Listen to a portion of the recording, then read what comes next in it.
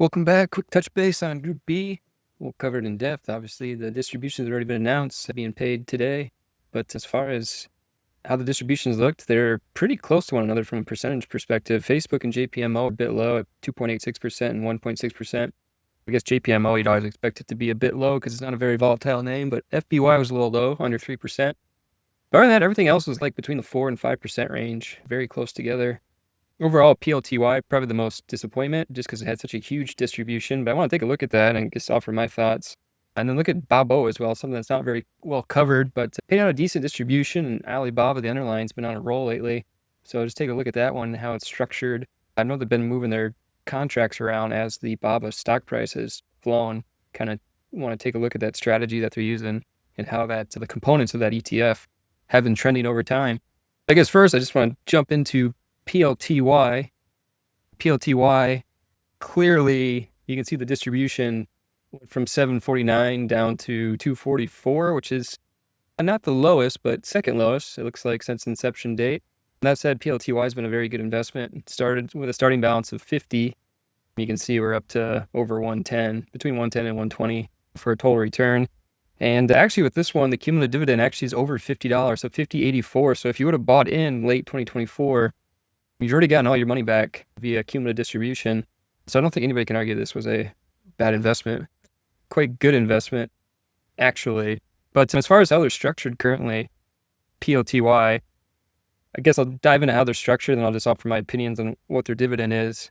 But from a positioning perspective, you can see we are 9/12/2025. So you can see right now, PLTR is at 166, approximately where this black line is. They've moved all their options out. So they now got them out in the next week, 9/19. And they got them at 170, 172.50, 175, most of them being at 175.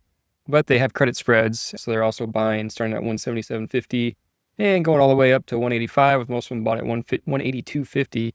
You got this tab, the previous iteration here. It looks like the last time I ran it, they've already moved their contracts as well. I just have that if you want to track how they're moving from day to day. You can, looks like in this case, they're exactly the same, but you can see that. We'll see that later with actually Babo for those who are interested. But then from a fund perspective right now, their synthetics got 212 a share in value. So the ETF market cap's a bit above what their cash is, which sounds good to me. And then finally, just from a synthetic usage, they are using 100% of what they can. They have calls written on, and they got 100% insurance via the credit spread method. So if it goes on a huge run, you won't be capped fully, just on a portion of the upside you'll be capped on. And then just as how the fund's moving, it's actually been pretty stable as of late in terms of overall market cap. We're hanging right around that 600, just over 600 million in total market cap.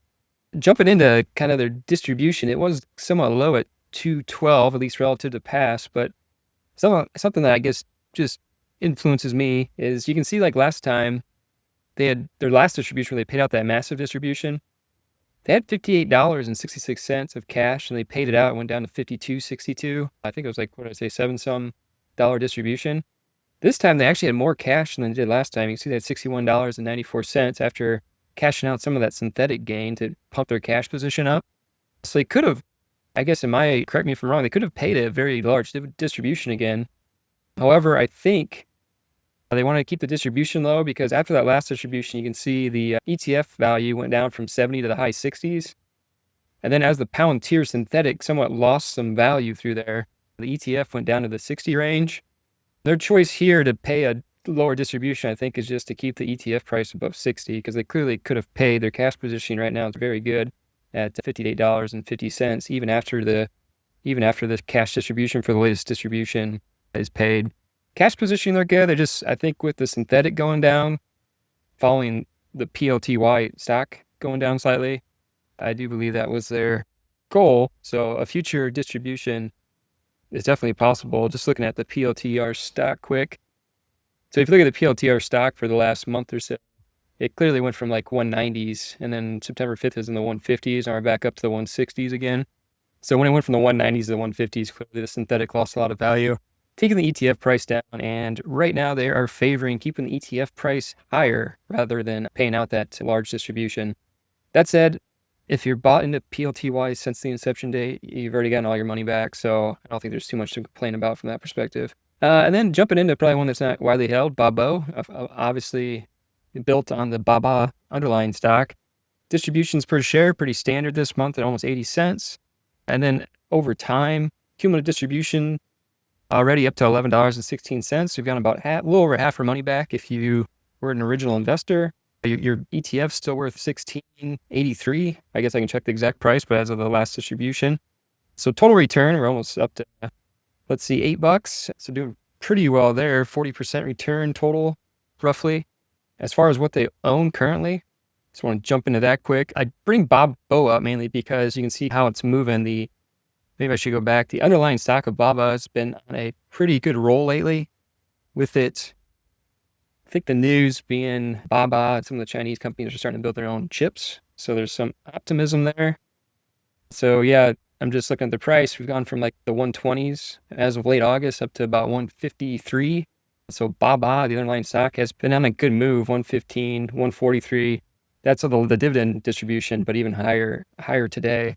So as far as how the YieldMax team's moving positions around, or maybe first I should say, when you have these underlying moves that are pretty good, they're pretty solidly upward, you can see that recently the underlying stock has definitely outperformed where these YieldMax alternatives would be. That said, the YieldMax people are still making money. It's not the worst case scenario. But as far as what the YieldMax team is doing in response to a moving underlying equity that's moving pretty fast, we can see the stock price right now about 153, so a little bit below where the dotted line is. They have multiple contracts already moved out to 919. Most of them are at the 155 strike price. They got some at the 158 with credit spreads bought at 160 and 163. But so this is the position right now.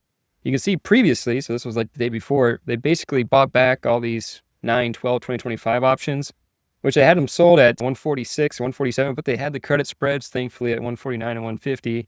So they bought all those back and then took the money, probably spent money clearly, but then got money back by reestablishing new positions at a higher strike price, but further out in their expiration dates. I guess with the option community, you might consider they rolled all their positions out. I think they took a slight cash hit doing so, but that was their strategy. You can actually see how their cash positioning fluctuated. So with the BA underlying stock going up, their synthetic clearly went up. But then it looks like between 9.9 and 9.11, they sold their synthetic and then reestablished it at a higher strike price. By doing that, their cash positioning, you can see, went from 1406 up to 1550. But then it looks like they took their cash positioning down a little bit to reestablish their weekly call options, move those out and up. But overall, yeah, the ETF price has gone up, their cash positioning has gone up. But if you were a owner of the underlying equity, you're clearly doing better than the YieldMax funds. But that's how they've used some of their cash positioning to increase it through moving their synthetic, but also to use some of it to reestablish where their weekly calls that they've sold and bought, where the strike prices are structured. Yeah, I guess so. Currently, their synthetic's at 140. Maybe I should track. This is pulls the previous iteration. I'm still pulling in the current stock price and synthetic price. You could probably track what their synthetic is at, or what it was at previously. Perhaps I could go to an old video and maybe see it. I don't remember off the top of my head. But if you track that synthetic, as they move it up, clearly they take value out of the synthetic and they put it into their cash positioning. But that's something you could potentially track, and maybe I'll add something like that in the future to track exactly where that synthetic is structured. Currently, their fund makeup, they got more value in the ETF than cash because their synthetic still has $1.86 in it. They smoothed its strike price higher, but then Baba continued to move higher, so their synthetic still gets good value in it. And then from a usage, they are employing 100% credit spreads on everything that they have sold. So anyway, I guess that's a quick recap on Group B and just some deep dives into Baba and PLTY, how those funds are moving, how the YieldMax team is adjusting to volatility in underlying equity. Thanks.